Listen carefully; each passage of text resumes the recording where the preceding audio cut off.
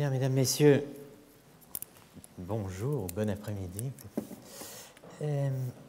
Chers collègues, j'aurais pu titrer cet exposé de la métaphore au modèle optique. Je ne l'ai pas fait pour ne pas donner l'impression que la philosophie ancienne et médiévale était, à un moment donné de l'histoire de la lumière, passée de l'une à l'autre de manière tranchée. Cela étant, je voudrais montrer comment, à une période précise, dominée par la réception latine du péripatétisme gréco-arabe, la théorie de la lumière et de la vision s'est articulée grâce à un modèle problématiquement hérité d'Aristote, mais revisité par la philosophie, en liaison avec ce qu'on pourrait appeler l'essor de l'optique. Cette période est celle de la scolastique du XIIIe siècle, marquée à la fois par l'entrée du grand commentaire d'Averroès sur le De Anima d'Aristote et la généralisation des outils conceptuels forgés grâce à la traduction du De Anima d'Avicenne et de l'optique d'Alhazen à laquelle Serge Haroche faisait allusion ce matin. L'association entre lumière, conscience et pensée est pour nous naturelle. Elle est donnée, pour ainsi dire, idiomatiquement dans la langue, y compris la plus familière. La lueur, singulière ou plurielle, est ce par quoi l'on désigne le matin naissant, la conscience qui s'éveille, le crépuscule qui tombe, le regard qui s'anime, la passion qui s'agite, l'intelligence qu'on a ou n'a pas, bref, ce qui pointe à la fois à l'horizon du monde et à celui de nos pensées qui parfois se confondent. J'aimerais montrer que cette association naturelle a une histoire et en poser quelques jalons anciens et médiévaux. Par métaphore optique, on entend généralement la comparaison de l'esprit à un miroir, our glassy essence, notre essence de verre, selon le mot de Shakespeare dans Measure for Measure, the mirror-like intellectual soul of the scholastics, selon la glose de Richard Rorty dans Philosophy and the Mirror of Nature, traduit en français contemporain par l'homme spéculaire. On peut aussi entendre par métaphore optique la métaphore héliotropique de la République de Platon et la caractérisation platonicienne de l'être de l'étang en termes d'eidos ou d'idéa, c'est-à-dire d'aspect sous lequel l'étang se montre comme tel à la lumière et grâce à elle. Caractérisation qui va bien au-delà du platonisme, si l'on admet avec Heidegger que toute métaphysique parle la langue de Platon. Le mot aspect traduit l'allemand Aussehen, qui traduit eidos, mais aspectus, c'est aussi le regard, le coup d'œil et même la tension de l'esprit vers l'objet. Enfin et surtout, c'est un mot technique de l'optique scientifique.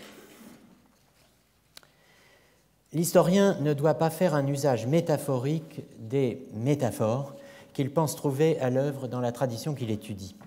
S'il y a au Moyen-Âge un usage métaphorique de l'optique, ce ne peut être de l'optique que de l'optique, n'est-ce pas, médiévale. Parler aujourd'hui de métaphore optique à propos de textes, de concepts, de thèses ou de problèmes médiévaux ne peut se faire qu'à partir d'une définition précise de l'optique médiévale, d'une détermination de son corpus et d'une délimitation de son domaine. Point capital pour mon propos, l'optique partage alors son champ avec ce qu'on appellerait aujourd'hui la psychologie. C'est un trait de l'épistémé médiévale qui prolonge certains éléments de la pensée antique. Il y a une psychologie de la vision chez Alhazen, fondée sur une complexe théorie des 22 propriétés ou intentions, en latin intentiones, visuelles, impliquant une théorie du jugement et, pour ainsi dire, de la reconnaissance et de la certification des formes, comme il y en a une chez Aristote, Avicenne ou Averroès, philosophes de profession. Elles entrent en résonance chez les scolastiques, se recoupent, interagissent, la psychologie naît ou naîtra en partie de cette rencontre. Pas plus que psychologie, le terme optique n'est médiéval. Il n'apparaît qu'en 1572 dans l'édition d'Alhazen procurée par Friedrich Riesner, Opticae Thesaurus.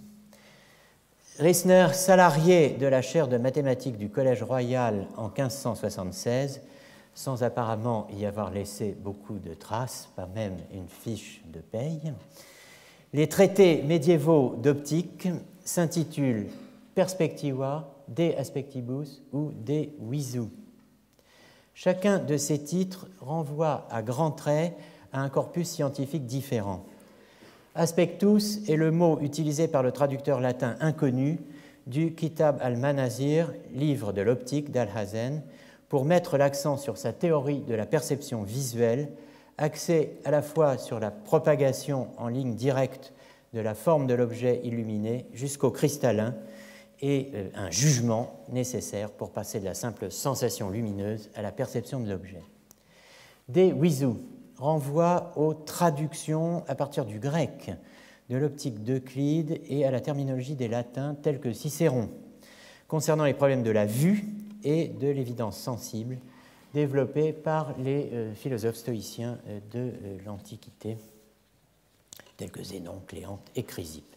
Perspectiva est un terme scolastique dû aux Jean Peckham, Vitello, Blaise de Parme et autres auteurs traitant à des degrés divers de la vision réfléchie, de la vision en ligne droite tout d'abord évidemment, de la vision réfléchie ou des speculis dans les miroirs, et enfin de la réfraction, ce que au IVe siècle Chalcidius appelait tuitio, en grec phasis, intuitio pour la vision réfléchie, emphasis, et detuitio, paraphasis, donc voilà l'objet, ainsi que, second objet, des illusions d'optique, donc décrites par Alhazen dans le De Aspectibus. Je viens au premier terme de mon intitulé « Lumière, conscience et perception ». Ce qu'il s'agit d'entendre, c'est précisément ce que philosophiquement, mais aussi archéologiquement au sens foucalien du terme, suppose, implique et intime ces trois pris ensemble, dans un même schème ou une même structure conceptuelle, de décrire cette dernière comme telle, tout en l'inscrivant dans le mouvement d'une tradition et ou transmission historique. La chose tient en un mot, la lumière est manifestation, et elle se donne plus pleinement à entendre dans une série de synonymes ou de termes corrélés tels que révélation, révélateur, apparition, monstration, dévoilement et donation. La lumière est là pour donner à voir. Elle a la structure triadique du don. Elle est le premier don. Ce don n'est autre que ce qui assure la visibilité du visible, à savoir qu'une chose se montre à quelque autre chose qu'on appellera éventuellement quelqu'un qui puisse justement percevoir par elle ce qui par elle vient au paraître. La lumière est l'élément de la comparution, le lieu où le perçu et le percevant s'actualisent dans un même acte de perception. C'est cette implication mutuelle du Scheinen, briller, et de l'Erscheinen, apparaître, qu'exprime la notion de phénomène, to Phänomenon, dans son rapport à Phos, lumière. Comme l'écrit Heidegger dans Sein und Zeit, glosé par Derrida, glosant Aristote. L'expression grecque phainomènon, à laquelle remonte le terme phénomène, dérive du verbe phainestai, qui signifie se montrer. Phainomènon signifie donc ce qui se montre, le manifeste. Phainestai est lui-même une formation moyenne de phaino, mettre au jour, mettre à la lumière. Phaino appartient au radical pha, tout comme phos, la lumière, la clarté, c'est-à-dire ce où quelque chose peut devenir manifeste, visible en lui-même.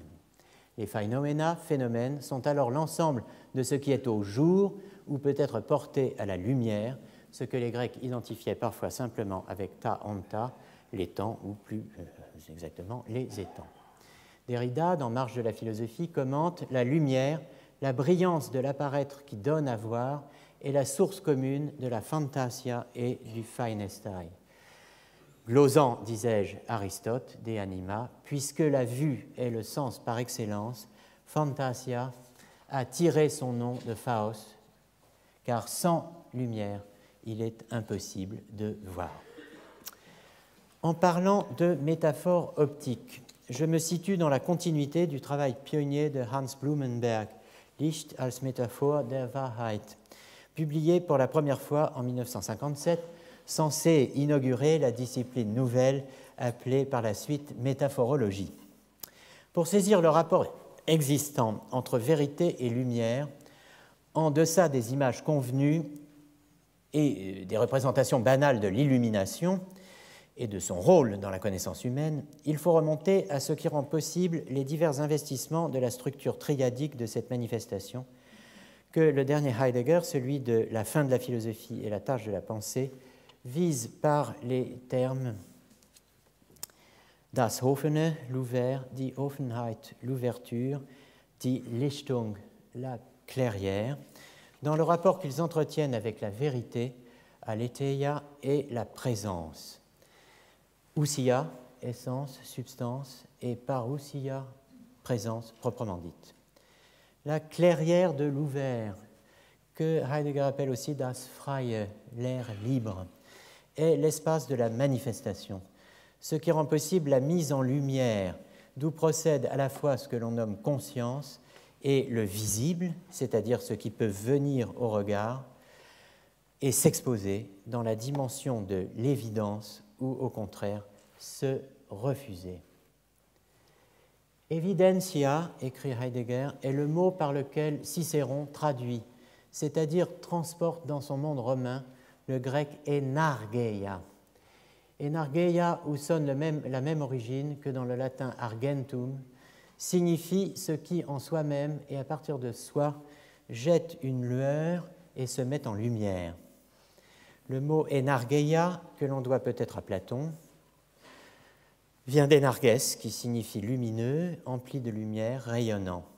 C'est en ce sens qu'il est employé par Homère dans le chant 20 de l'Iliade pour dire le caractère effrayant, visuellement insupportable par excès de lumière d'une épiphanie divine, kalepoi de theoi phainastai enargeis. L'apparition des dieux épouvante les hommes, traduit assez platement le conte de Lille. Il est terrible de voir les dieux à découvert, traduit Dugas Montbel.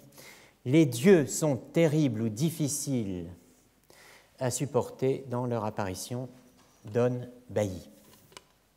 On dira, si la lumière, das Licht, renvoie à la Lichtung, à quoi renvoie la Lichtung elle-même? Selon Heidegger, à l'aletheia, telle qu'elle intervient dans le poème de Parménide, à savoir non pas tant comme vérité que comme Unverborgenheit, ouvert sans retrait. L'aletheia, l'état de non-retrait, de non-latence, il nous faut les penser comme l'ouvert même de la clairière qui laisse advenir l'être et la pensée dans leur présence l'un à l'autre et l'un pour l'autre. La Lichtung, clairière de l'ouvert, tel est l'asile au sein duquel trouve son site l'accord de l'être et de la pensée, autrement dit de la présence et de son accueil. Chaque terme compte ici. Être, pensée, présence, accueil, autrement dit tout ce qui joue dans la mise en lumière du visible, en quoi s'accomplit l'accès du voyant à la vue. Tout cela, être, pensée, présence, accueil, a pour site originaire la Lichtung. Mais cela, dit Heidegger, n'est pas pensé dans la métaphysique, car, je cite, l'affaire de la philosophie comme métaphysique est, depuis Aristote, de penser les temps comme tels en mode ontothéologique, c'est-à-dire, en termes médiévaux, comme ens creatum, étant créé, par un Dieu lui-même pensé comme créateur, sur un mode qui est celui de la production, Herstellung, de l'effectuation, Verwirklichung, et de l'effectivité, Wirklichkeit. Le propos est sans appel, il est plus nuancé ailleurs. Est-il complètement fondé? N'y a-t-il pas dans cette métaphysique dont Heidegger veut s'excepter quelque chose qui réponde ou répondrait métaphysiquement à ce qu'il s'efforce de penser, d'aucuns diraient métaphoriquement, dans l'articulation entre Lichtung et Licht. C'est, si j'ose dire, ce qu'il faut voir. Le discours médiéval sur la lumière n'est pas métaphorique. Ce n'est pas, comme on pourrait le dire dans l'idiome de Derrida, la simple relève métaphysique d'une métaphore originelle usée. La lumière est le présentoir du réel. Elle fait voir, elle rend visible, mais elle est aussi littéralement l'étoffe du monde. Telle est la thèse fondamentale de ce qu'on appelle métaphysique de la lumière. Il y a plusieurs métaphysiques de la lumière au Moyen Âge. La plus justement célèbre est le fruit d'un événement capital dans l'histoire médiévale, dans l'histoire des relations entre Orient et Occident chrétien, mais aussi dans l'histoire de l'art, de la philosophie, de la théologie et de la mystique. Cet événement est l'arrivée d'un manuscrit grec en l'abbaye de Saint-Denis, manuscrit offert par l'empereur byzantin Michel II le Bègue à Louis le Pieux, manuscrit arrivé la veille du 8 octobre 827, fête du Saint, où, dit-on, dès la nuit du 7 au 8, le dit objet opéra pas moins de 19 guérisons miraculeuses. Ce manuscrit, aujourd'hui Parisinus Graecus 437, le premier manuscrit grec entré dans la bibliothèque d'un roi de France, contient les œuvres de Denis l'Aréopagite. C'est plus qu'un livre, c'est une relique qui scelle le transfert de la culture d'Orient en Occident, la translatio studii, et confirme l'extravagante identification des deux Denis, le premier évêque d'Athènes et le premier évêque de Paris, à laquelle croyait encore en plein XVe siècle le chancelier Gerson, et à laquelle, en tout cas, on doit au XIIe siècle l'œuvre architecturale de l'abbé Suger de Saint-Denis, mort en 1151, œuvre architecturale qui doit beaucoup à la théologie de la lumière élaborée dans ou à partir du corpus dionysien.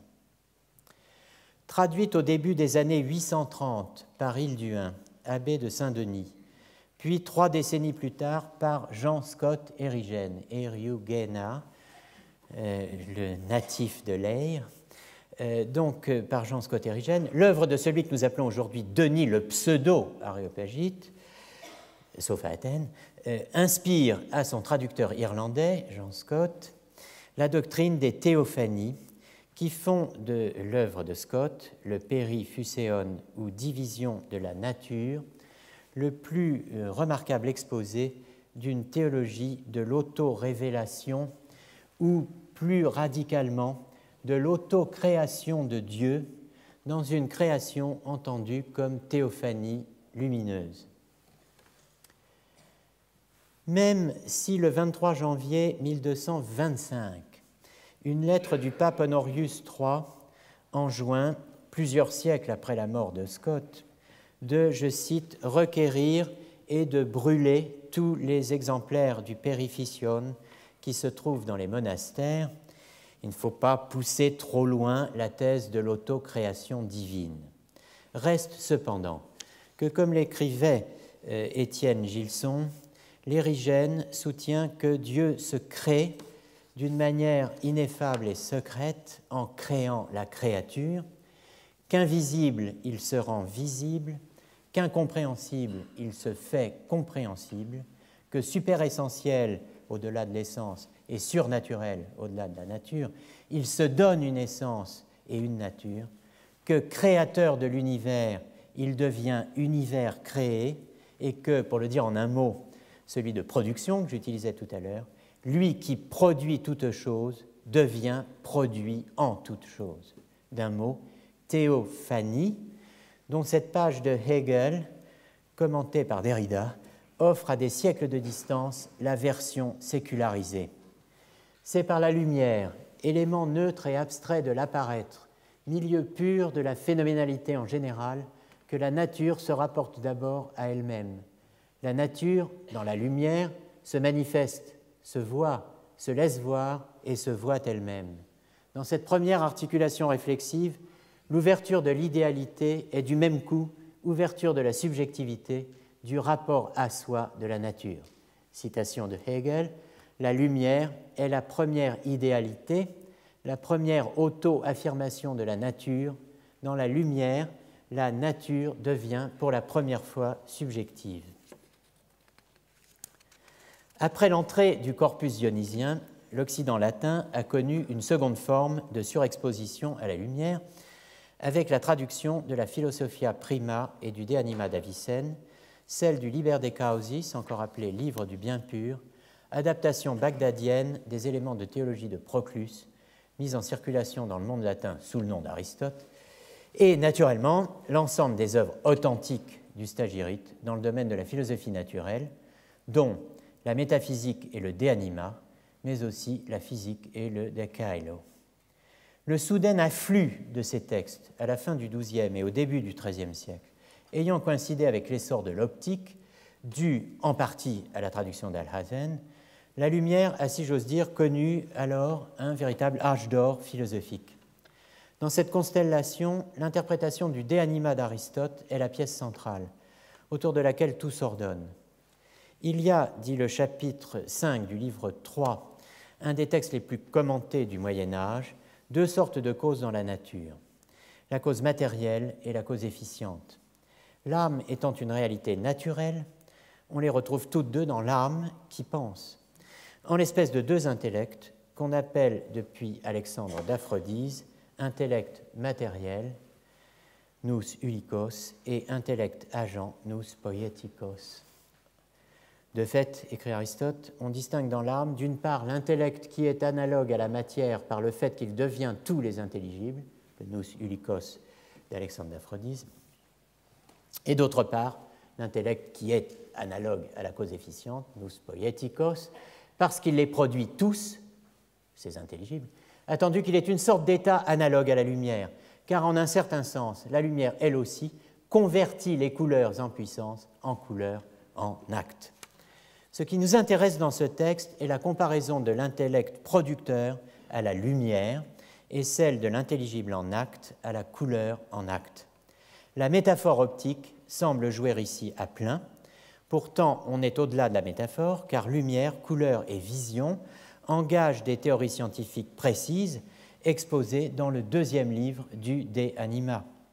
L'ensemble gravite autour d'une notion sans laquelle il est impossible de comprendre le statut de la lumière chez Aristote et par voie de conséquence dans la scolastique, non plus d'ailleurs que sa théorie de l'intellection. Cette notion est le diaphane. Tout ce qui est visible a en soi la cause de sa visibilité, présente en tout ce qui peut venir au paraître. Cette cause est le diaphane. Le diaphane est une certaine substance ou nature, en et par elle-même invisible, contenue à des degrés divers en tout ce qui est visible, présent à la fois dans l'air, dans l'eau, dans un grand nombre de corps solides, verre, cristaux, pierres précieuses, et finalement dans tous les corps, y compris le corps éternel situé dans la région supérieure de l'univers. On l'a mentionné sous un nom que je crains à nouveau de prononcer, celui d'éther. Le diaphane est à la théorie aristotélicienne de la manifestation ce que la Lichtung est à la lumière et à la mise en lumière chez Heidegger. Une condition de possibilité universelle qui garantit l'unité et la perceptibilité du monde. Chez Aristote, cette condition est physique, c'est-à-dire naturelle, bien que le monde d'en haut et celui d'en bas soient séparés physiquement par la barrière de la corruptibilité, le monde sublunaire étant soumis à la génération et corruption, le monde supralunaire étant incorruptible. Il y a entre la sphère élémentale, la sphère des 4 éléments, et le suprême des cieux, une continuité assurée par le diaphane, la visibilité, la capacité de venir au paraître, la manifestabilité. Pour qu'il y ait manifestation, il faut qu'il y ait vision. Et pour qu'il y ait vision, il faut premièrement du visible, deuxièmement un voyant, et troisièmement une continuité entre le visible et le voyant, entre la chose vue et l'œil. Le diaphane étant, c'est la définition qu'en donne Aristote, invisible en l'absence d'une couleur étrangère, c'est bel et bien un invisible en soi qui est la condition de visibilité de tout le visible.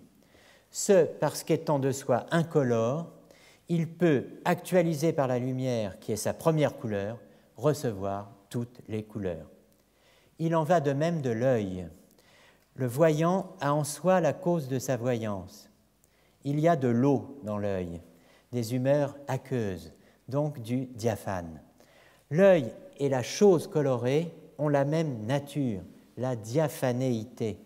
C'est le fondement physique de la théorie synergique de la vision, un des piliers de la théorie aristotélicienne de la perception, donc aussi de l'intellection, selon laquelle la sensation en acte est l'acte commun du sensible et du sentant.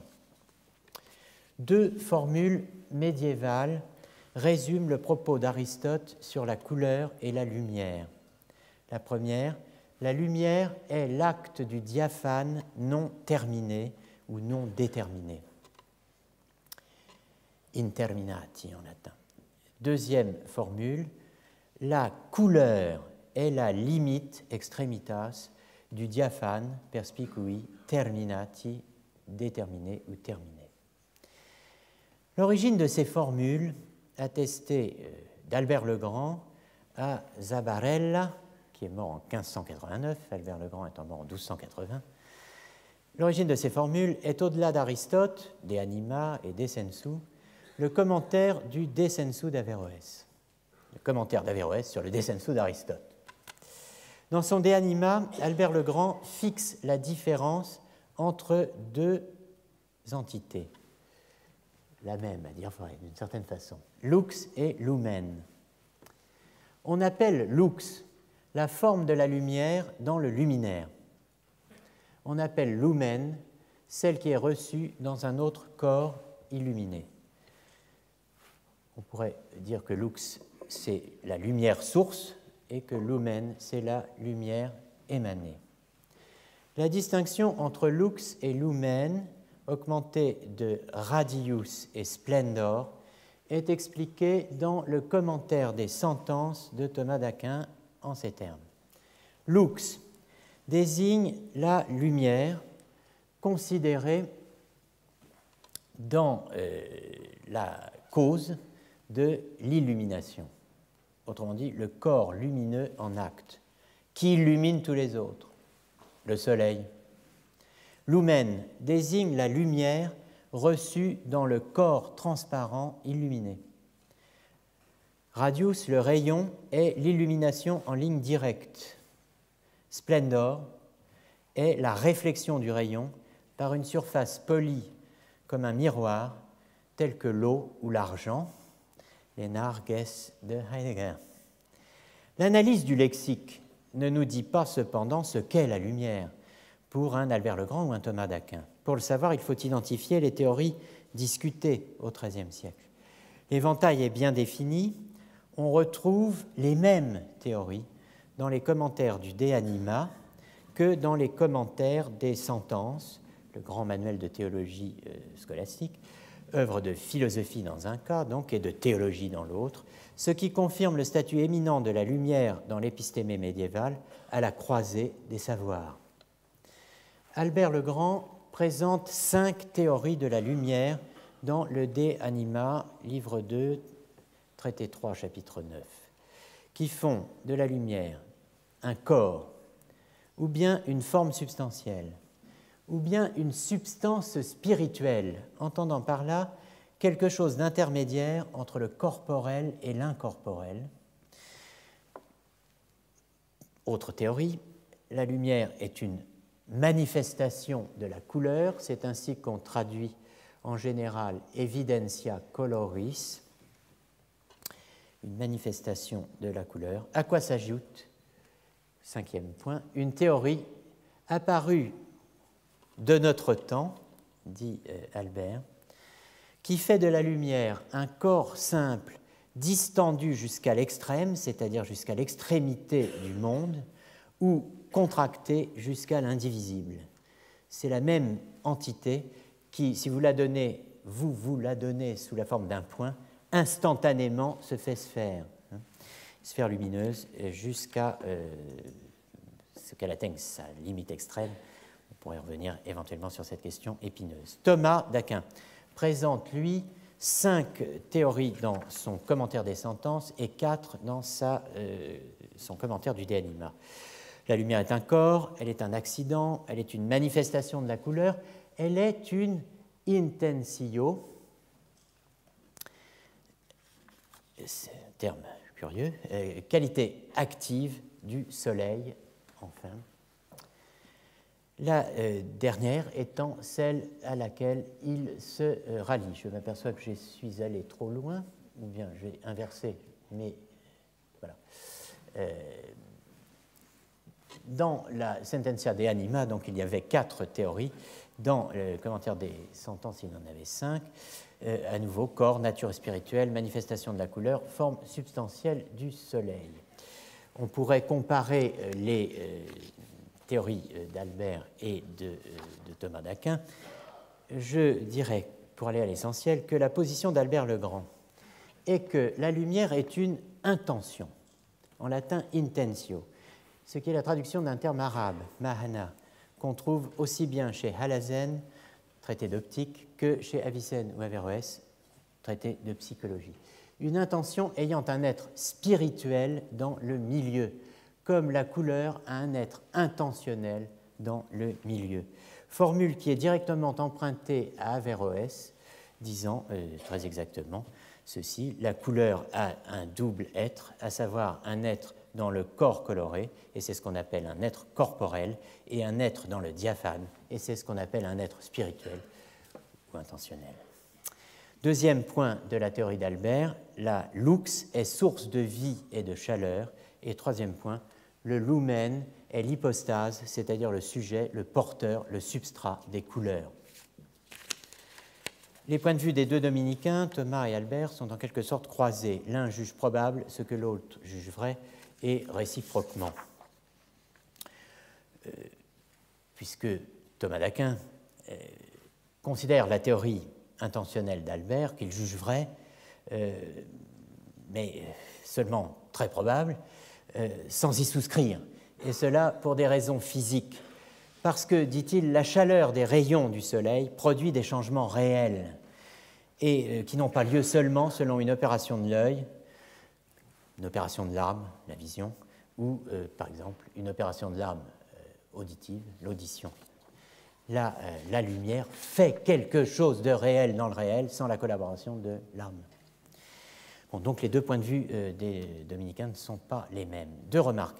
La formule hypostase des couleurs, ce n'est pas une phrase d'Aristote, elle est tirée des Questiones Nicolae Peripatetici, les questions de Nicolas le Péripatéticien, recueil pseudonyme de textes scientifiques et alchimiques qui circulaient au début du XIIIe siècle. Deuxième remarque, plus importante probablement, spirituel ne signifie pas psychique. Le terme spirituel désigne un type de changement particulier, déjà reconnu par Aristote. Outre le changement physique proprement dit, à la fois formel et matériel, Aristote admet en effet un type de changement qualifié par les médiévaux de spirituel, immutatio spiritualis, qui est physique mais formel sans être matériel. Cette thèse est reprise par Thomas d'Aquin dans la Somme de théologie, qui oppose clairement l'immutation physique qui caractérise la réception de la forme de l'agent dans le patient selon un être matériel et l'immutation spirituelle où la réception se fait selon l'être dit spirituel, à savoir sans la matière. Et il précise que c'est très précisément le cas de la vue. Il y a donc deux sortes de changements dans les corps, les uns physiques, matériels, les autres spirituels, c'est-à-dire intentionnels. La forme de la couleur n'est pas reçue dans l'œil sur le mode d'être qu'elle a dans l'objet coloré. C'est pourquoi l'œil ne change pas de couleur en fonction de ce qu'il voit. C'est cette capacité d'être affecté sans être modifié physiquement, autrement dit matériellement, qui assure la supériorité de la vue sur les autres sens. Le mot intentio étant employé à la fois d'une part dans les traductions des œuvres d'optique d'Alhazen pour désigner la forme affectant l'appareil de la vision, son mode d'être dans le milieu physique transmetteur, ou les fameuses 22 propriétés visibles évoquées tout à l'heure, et, d'autre part, dans les traductions des textes philosophiques péripatéticiens pour désigner notamment le contenu intelligible rendu présent par la sensation via une image ou un fantasme, une continuité remarquable s'établit entre optique et psychologie dans le vocabulaire comme dans les problématiques. On utilise les mêmes mots et les mêmes notions pour traiter de la perception visuelle d'un point de vue psychophysiologique et de la production des concepts abstraits d'un point de vue que l'on dirait psychologique et noétique. Ce croisement des disciplines, soutenu par la position dominante de l'optique dans le champ épistémologique du Moyen-Âge central et celle de la vision dans la psychologie et la métaphysique antique et médiévale, se reflète dans l'interprétation du chapitre 5 du livre 3 du De Anima d'Aristote, qui concentre toutes les problématiques communes à la psychologie naissante et à l'optique. J'y viens avant de conclure. Aristote aurait pu dire « il y a de l'intelligible », comme il dit « esti de ti diaphanes », il y a du diaphane. Il y a de l'intelligible, soit, mais où? Où cela? Précisément pas dans un monde intelligible, coupé du monde sensible, comme le monde des formes ou idées de Platon, mais bien au cœur du sensible, dans le sensible, non pas certes en acte, mais en puissance. C'est ce que dit Aristote, c'est ce qui l'oppose à Platon, et comme le soulignera Averroès, c'est ce qui rend nécessaire l'existence d'un intellect producteur, je cite, dans un état comparable à la lumière. En effet, c'est la lumière de l'intellect dit poétique ou agent qui, dans le processus de l'abstraction, dégage en l'illuminant la forme intelligible du fantasme ou image que lui présente la faculté cogitative. C'est la lumière qui tire, en l'éclairant, l'intention intelligible de l'intention imaginaire, elle-même issue de la sensation. En l'illuminant, en l'éclairant, qu'est-ce à dire? Métaphoriquement, on peut comprendre de deux façons ce processus. Soit la lumière fait briller l'intelligible enveloppé dans le fantasme, au point que sa brillance, son éclat, éclipse toute autre donnée. Soit elle dissipe la nuée qui le nimbe et laisse apparaître la forme cachée. Mais je l'ai dit, à partir du moment où optique et psychologie ont croisé leur lexique et leurs concepts, la métaphore optique cède la place à la science. Point ici de métaphore, c'est la théorie de l'extraction des couleurs qui sert de modèle à la production de l'intelligible. Les deux intellects, le poétique et le matériel, sont assimilés l'un à la lumière, l'autre au diaphane. Les formes matérielles, autrement dit les intentions intelligibles tirées de la matière à travers le fantasme, étant assimilées aux couleurs et rapportées à l'intellect matériel, comme la couleur est rapportée au diaphane. Le parallèle est clairement tracé dans le troisième livre, commentaire 5 d'Averroès sur le De Anima d'Aristote. Donc vous avez ici l'essentiel dans ma traduction. Le rapport de l'intellect agent à l'intellect matériel est comme le rapport de la lumière au diaphane, et le rapport des formes matérielles à cet intellect est comme celui de la couleur au diaphane. De même, en effet, que la lumière est la perfection du diaphane, de même l'intellect agent est la perfection du matériel. Et de même que le diaphane n'est pas mu par la couleur, ni ne reçoit celle-ci, sauf quand il luit, de même cet intellect ne reçoit pas, autrement dit l'intellect matériel, ne reçoit pas les intelligibles qui sont ici-bas, sinon en tant qu'il est parfait par cet intellect, l'intellect agent, et illuminé par lui. Et de même que la lumière fait passer la couleur de la puissance à l'acte pour qu'elle puisse mettre en mouvement le diaphane, de même l'intellect agent fait passer à l'acte les intentions intelligibles en puissance pour que l'intellect matériel les reçoive. Il ne manque qu'un exemple pour illustrer ce modèle. Albert le Grand, dans son De Anima, pourrait nous le fournir. Ce serait l'exemple du vitrail, cher à l'abbé Suger de Saint-Denis. Quand un rayon traverse un verre coloré d'une couleur quelconque, cette couleur passe dans l'air et dans le mur opposé, ou le sol, pourrait-on dire, dans une autre situation. Le verre, si nous adoptions ce modèle, cette métaphore, le verre tiendrait le rôle du fantasme, le mur ou le sol, celui de l'intellect. Une lumière passe à travers le fantasme et projette le contenu intelligible sur un récepteur qui est le sol. Malheureusement, Albert le Grand n'utilise pas cet exemple dans ce contexte. N'importe. Il y a un modèle optique plutôt qu'une métaphore optique au principe de la noétique qui, au XIIIe siècle, répond aux problèmes posés en commençant. Trouver ce qui correspond à la distinction entre Lichtung et Licht dans son rapport avec lumière, conscience et perception, dans ce que Heidegger appelle la tradition métaphysique. Cela, c'est le diaphane et la position de l'intellect matériel comme diaphane de la pensée. Un intellect transpersonnel, séparé du corps, que l'on a comparé au sujet transcendantal, mais qu'il faut prendre à la lettre comme ce qui accueille et reçoit la lumière de l'intellect agent, un intellect dit matériel ou possible, actualisé par la lumière pour pouvoir recevoir l'intelligible, lumière qui est aussi ce qui extrait l'intelligible qu'il reçoit. On dira comment cet intellect se connaît-il? Il se connaît, répond Thomas d'Aquin, par réflexion sur son acte de connaissance directe tourné pré-réflexivement vers l'objet, en quoi l'on retrouve adaptée la distinction entre vision en ligne droite, vision réfléchie, ou comme dans un miroir, et réfraction. Il faut prendre la réflexion à la lettre. La question est, où est l'homme dans cette réflexion, si l'intellect, comme le soutient Averroès, est séparé et unique pour l'espèce humaine, s'il est forme assistante pour l'homme et non pas forme inhérente. La position qu'Averroès réserve à l'homme, celle de fournisseur d'images, en fait une partie virtuelle d'un processus noétique qui s'accomplit d'une certaine manière en dehors de lui, mais aussi pour lui et jusqu'à un certain point par lui. Y a-t-il meilleure réponse? Thomas d'Aquin l'affirme, les thomistes l'affirment aussi. Je ne prétends pas arbitrer ici, j'aimerais seulement vous avoir convaincu de l'extrême cohérence, non pas de la métaphore, mais du modèle optique médiéval. Je conclus. Notre essence n'est pas de verre. L'âme intellectuelle n'est pas qu'un miroir. C'est certes, comme l'œil selon Albert le Grand, l'expression est de lui, un miroir animé, un réflecteur vivant. Mais c'est aussi et d'abord la source d'un regard. Comme le rappelle Rudolf Bultmann, on trouve dans la littérature grecque des pages où la lumière est appelée œil et où l'œil est appelé lumière.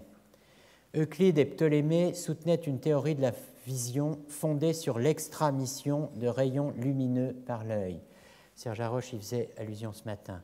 Aristote et Halazen tenaient pour l'intromission, autrement dit pour la réception des choses en nous à travers leurs intentions. N'importe. Si, cédant aux injonctions conjointes d'Oscar Wilde et de Jean Cocteau, les miroirs se mettaient à réfléchir, il ne se passerait rien en eux qui ne se passe déjà chez l'homme. Mais il leur manquerait toujours ce que l'homme a en propre, la capacité de regarder où il veut, celle de fermer les yeux pour mieux y voir, celle de briser ou de jeter le miroir, celle enfin de parler ou de se taire, ce que je fais à présent.